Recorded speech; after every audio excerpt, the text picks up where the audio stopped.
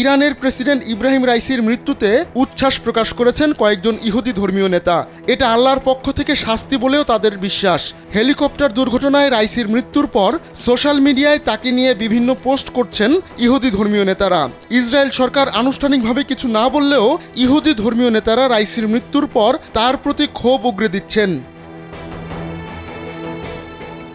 ঘন কুয়াশার কারণে রোববার ইরানের পূর্ব আজারবাইজান প্রদেশে রাইসিকে বহনকারী হেলিকপ্টার বিধ্বস্ত হয়। সফর সঙ্গী সহ রাইসি নিহত হওয়ার ঘটনা প্রকাশ্যে আসার পর বিশ্বের বিভিন্ন দেশের নেতারা শোক প্রকাশ করেছেন। তার বিপরীতে ইহুদি ধর্মীয় নেতারা উচ্ছ্বাস প্রকাশ করছেন। বেশ কয়েকজন ইসরায়েলি ইহুদি ধর্মীয় নেতা দাবি করেছেন এটা ঐশ্বরিক হস্তক্ষেপ ছিল। 1 মিনিটে নগদ ইসলামিক অ্যাকাউন্ট খুলতে ডায়াল করুন *167#। রাইসিকে তেহরানের জল্লাদ উল্লেখ করেছেন রাবি মেইর আবুতবুল।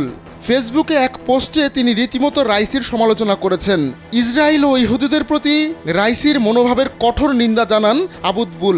তার ভাষায় এই হেলিকপ্টার বিধ্বস্তের ঘটনা ঐশ্বরিক শাস্তি।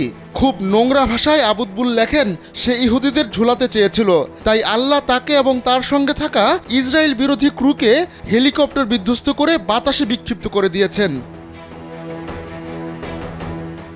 ইরানের সদ্য প্রয়াত প্রেসিডেন্টের বিরুদ্ধে বিষ বাষ্প উগরে দিয়েছেন রাবি নিরবেইন আর্জিও। এ ঘটনাকে আল্লাহর অসন্তোষ বলেও উল্লেখ করেছেন তিনি। এক ফেসবুক পোস্টে এই রাবি লেখেন, নিজের প্রতি জুলুম করো না, আল্লাহ বলেছেন যথেষ্ট হয়েছে, আপনি আল্লাহকে রাগান্বিত করেছেন। রাইসি ও তার প্রশাসনের পদক্ষেপের দিকে ইঙ্গিত করে এমন মন্তব্য করেন বেন আর্টজি। ইহুদি আরেক ধর্মীয় নেতা রাবি ইৎসাক বাৎজরি আরও এক কাঠি সরেস। তিনি রাইসিকে ফেরাউনের দোসর হামানের সঙ্গে তুলনা করেছেন। রাইসির মৃত্যুর খবর আসার আগেই বাৎজরি ফেসবুকে এক পোস্টে লেখেন, হেলিকপ্টার দুর্ঘটনায় আহত হয়েছে দুষ্টু হামান। নিজের পোস্টে বাইবেলের একটি লাইনও জুড়ে দেন এই রাবি।